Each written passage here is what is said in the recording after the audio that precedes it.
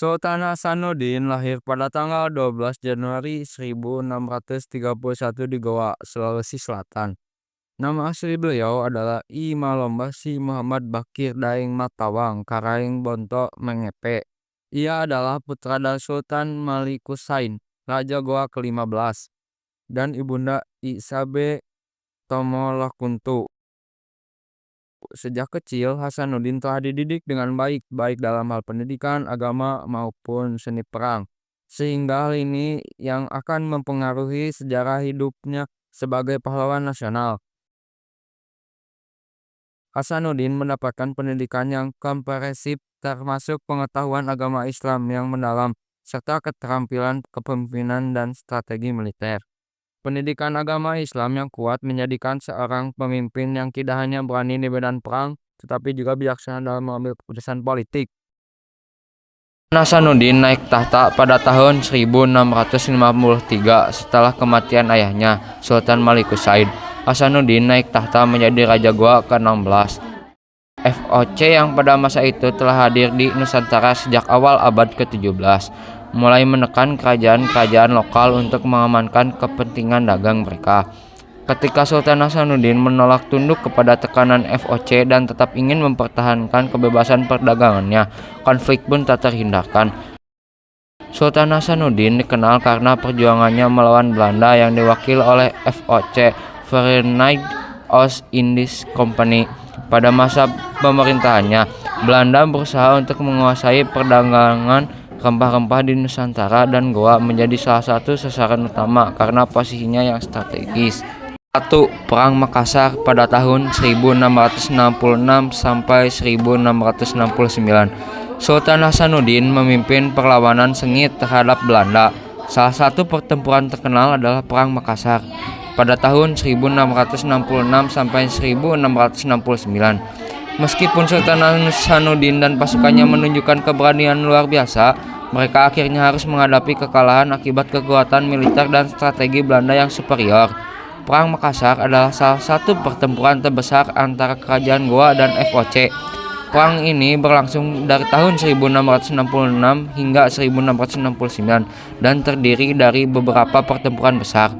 Perang ini berlangsung selama 3 tahun dan melibatkan beberapa pertempuran besar. Meskipun Goa awalnya mampu mempertahankan wilayahnya, kekuatan FOC yang didukung oleh sekutu lokal akhirnya memaksa Goa menyerah.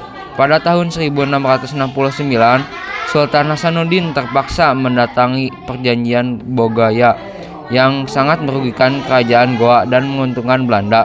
Pada pertengahan abad ke-17, kerajaan Goa Talo adalah salah satu kerajaan terbesar dan paling berpengaruh di wilayah Indonesia Timur di bawah kepemimpinan Sultan Hasanuddin.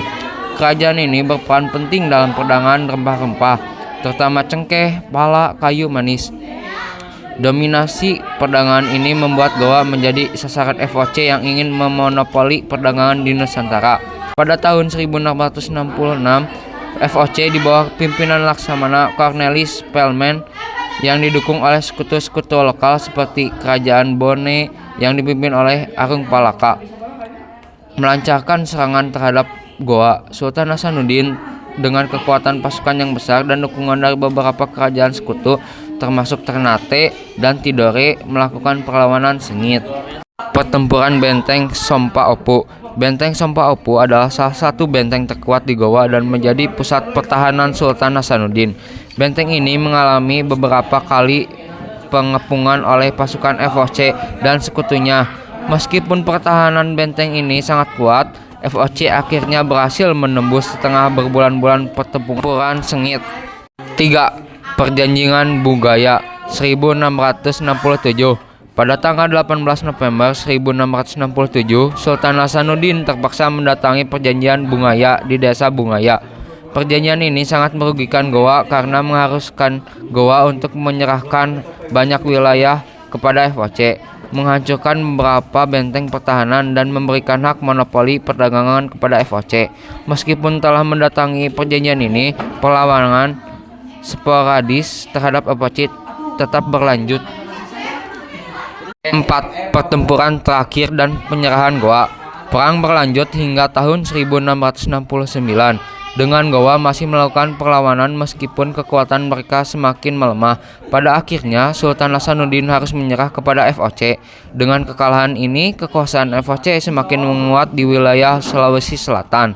Hasanuddin diberi gelar Sultan Hasanuddin yang kemudian dikenal dengan sebutan Ayam Jantan dari Timur karena keberaniannya dalam menghadapi penjajah Belanda. Sultan Hasanuddin diakui sebagai salah satu pahlawan nasional Indonesia.